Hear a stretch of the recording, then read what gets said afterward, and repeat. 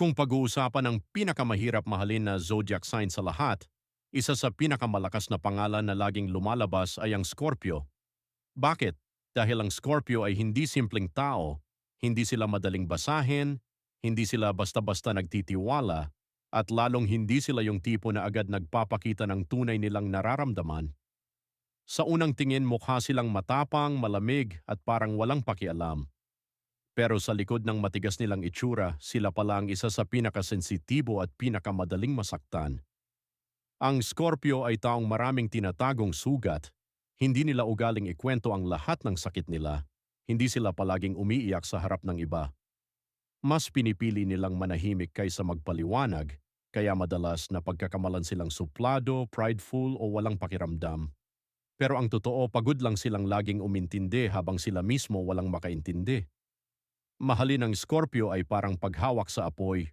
Kapag tama ang paghawak mo, bibigyan kanila ng init, proteksyon at pagmamahal na totoo.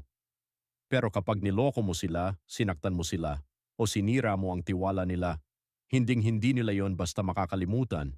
Hindi dahil mapaghiganti sila, kundi dahil once na nasira ang tiwala nila, mahirap na itong buuin ulit. Sa totoong buhay, sila yung taong laging nandyan para sa iba, pero bihirang may nandyan para sa kanila. Sila yung taong tahimik lang, pero ang dami ng laban na pinagdadaanan sa isip. Sila yung taong kapag nagmahal sobra, pero kapag napagod tuluyan. Kaya maraming nahihirapang mahalin ng Scorpio dahil hindi lahat kayang abutin ang lalim nila. Hindi sila panglaro. Hindi sila para sa half-hearted na pagmamahal. Gusto nila totoo. Gusto nila sigurado. Gusto nila yung hindi sila iiwan sa gitna ng laban.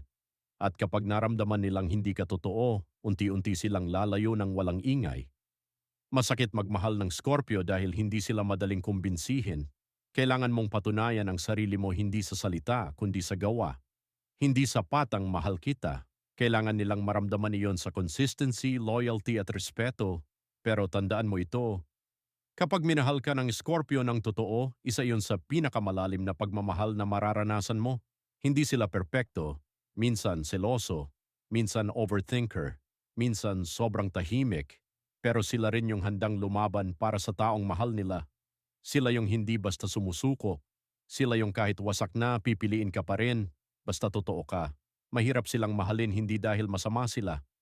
Mahirap silang mahalin dahil natuto silang protektahan ang sarili nila matapos silang paulit-ulit masaktan.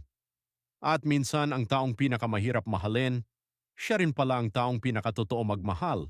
Kung nakarelate ka dito, baka may Scorpio ka sa buhay mo. O baka ikaw mismo yon. Please like, follow at share para sa mas marami pang relatable na zodiac readings.